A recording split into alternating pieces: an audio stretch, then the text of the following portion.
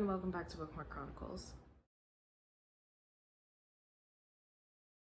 So today I want to talk about problematic authors. I am not in any way, shape, or form telling you that you can't read any of the work that these authors have put out. I personally have just made the decision not to purchase anything that they have written and probably not read anything else that they come out with in the future.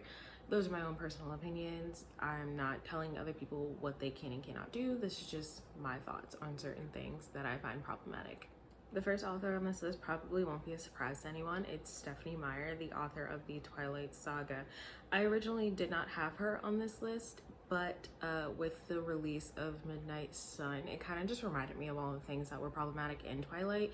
Not that I didn't know, but because I just hadn't thought about Twilight in a really long time and I don't really care about it. So with the release of Midnight Sun and the movies were on last weekend, I feel like she kind of deserves to be at the top of this list because there are a lot of things wrong in Twilight. And yeah, I read them when I was a teenager. Yeah, at the time I liked them and I picked which one I liked better and whatever. But as an adult, I'm just not okay with promoting unhealthy and harmful things to anyone, but particularly to young adults. So that's just my personal opinion. I've been seeing Midnight Sun reviews on BookTube, and a lot of them are actually positive, which I'm kind of surprised by. And I can understand nostalgia and wanting to be back in that world and being fascinated with the relationship between the werewolves and vampires and whatever the case may be. If you are someone who enjoys the Twilight Saga, then I just hope that you understand why the series is so problematic and aren't being tricked into thinking that the things that are romanticized here are okay, because they're not. None of it is acceptable. And just to give an idea of the amount of things that are harmful in this series, I have a list and it's not fully comprehensive. There are more things that aren't on this list, but just things that stick out from the top of my head and from the reviews that I've been watching today. Racism, misogyny, abuse, suicide ideation, mental health stigma, misrepresentation of the Quileute tribe, sexual assault, stalking, obsession, the way that Bella loses her will to live when Edward breaks up with her. I've also seen some people report that she was against having any people of color play vampires in the movies, which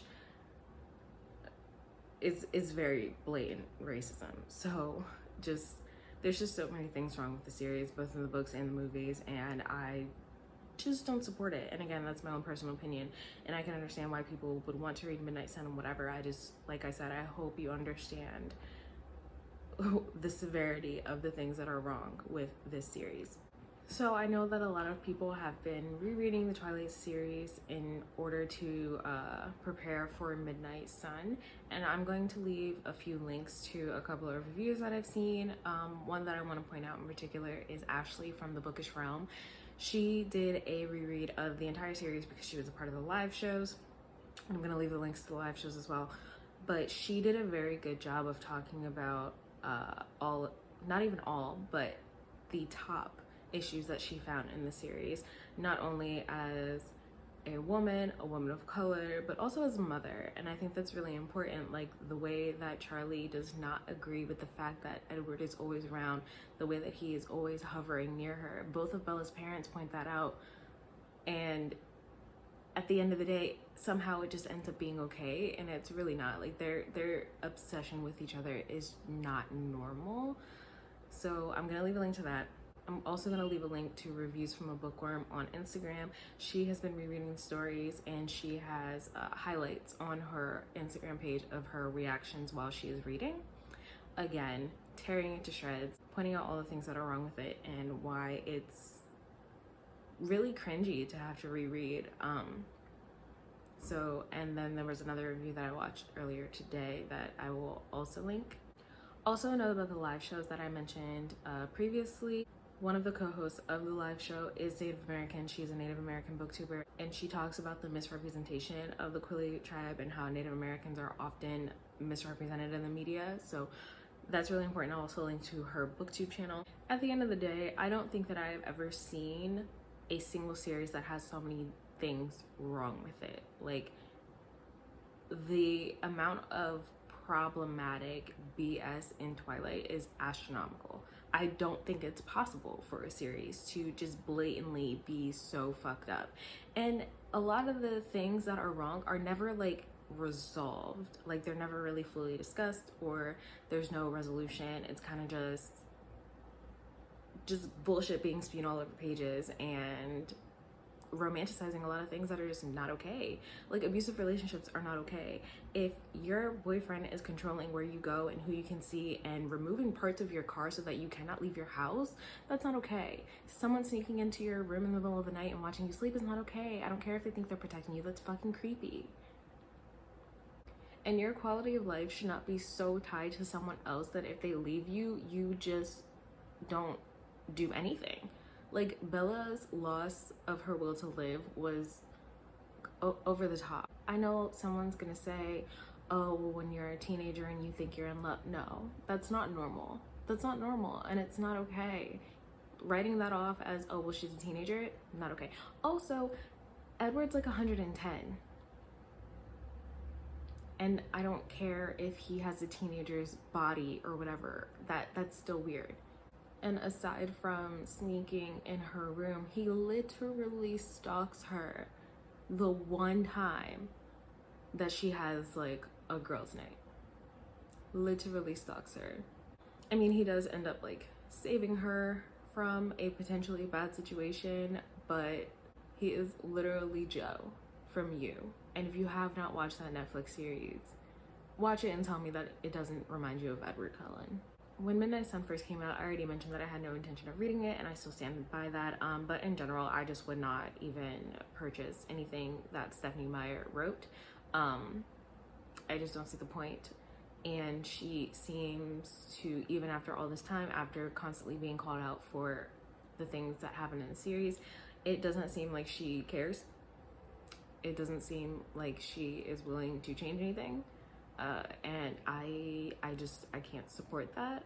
I mean, correct me if I'm wrong, maybe she said somewhere that she wished she had done it better or whatever. If that's the case, then cool. But like releasing Midnight Sun, where it's basically a retelling of your first book, which is pretty problematic in and of itself, doesn't seem like you really care. So that is the reason that I will no longer be reading anything by Stephanie Meyer. Not that I have in like a decade or whenever Breaking Dawn came out. So the next author on my list is Veronica Roth. I did read Divergent. I think it came out when I was in high school. I was not a huge fan of Divergent. The first book was fine. I was interested by the factions. I liked the world.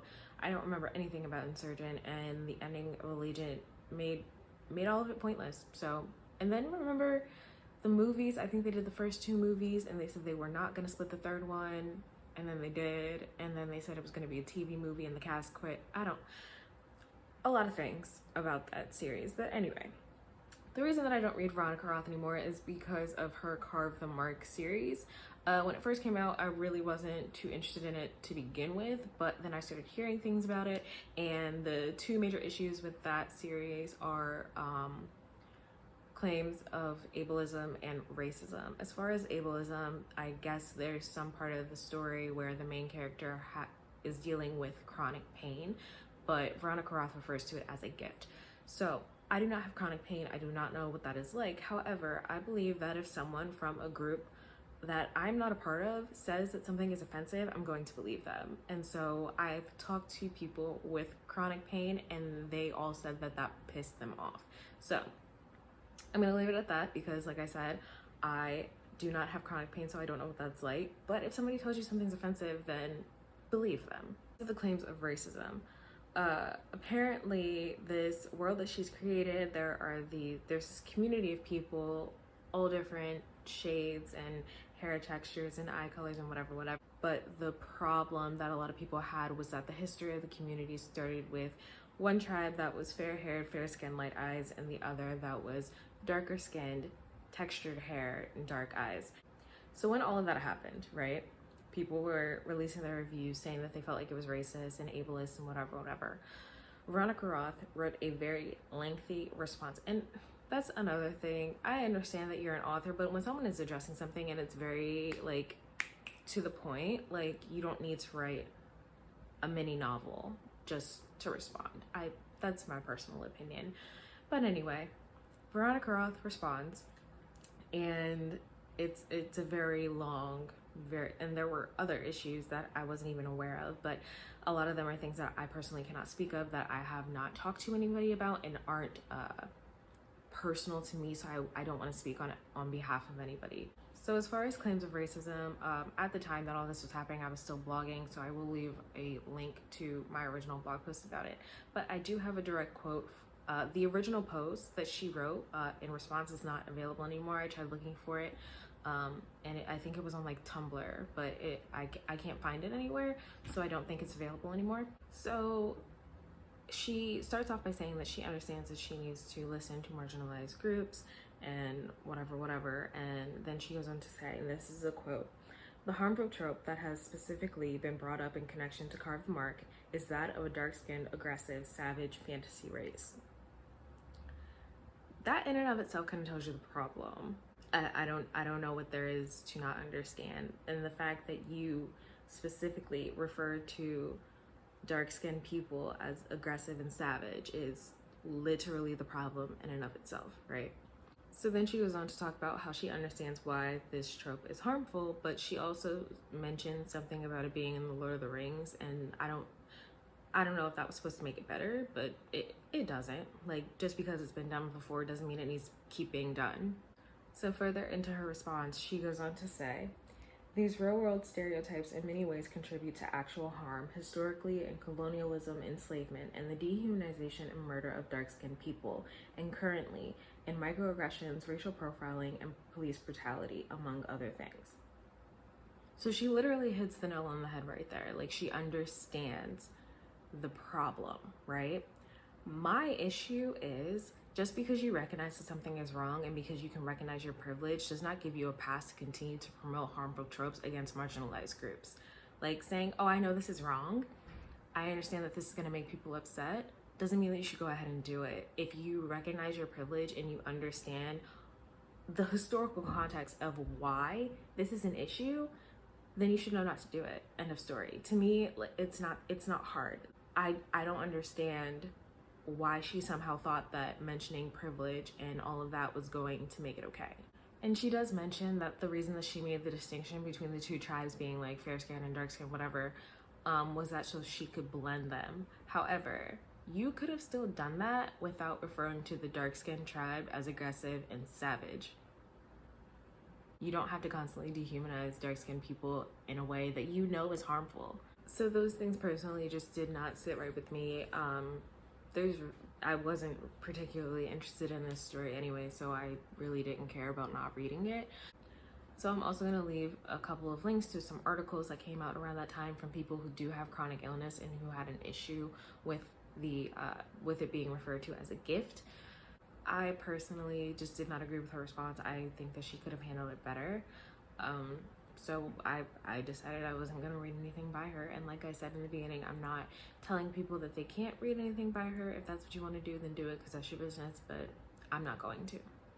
So I'm going to stop here for now because I do have two other authors that I want to talk about, but I feel like it could get really lengthy if I keep going. So stay tuned for part 2. In that video, I'm going to talk about Cassandra Clare and J.K. Rowling. The Cassandra Clare one might be a little shocking, but I have my reasons and I'll explain all of that. And again, I'm not knocking anybody who loves her work. I know a lot of people who do, and that's okay. I'm just not going to read anything by her.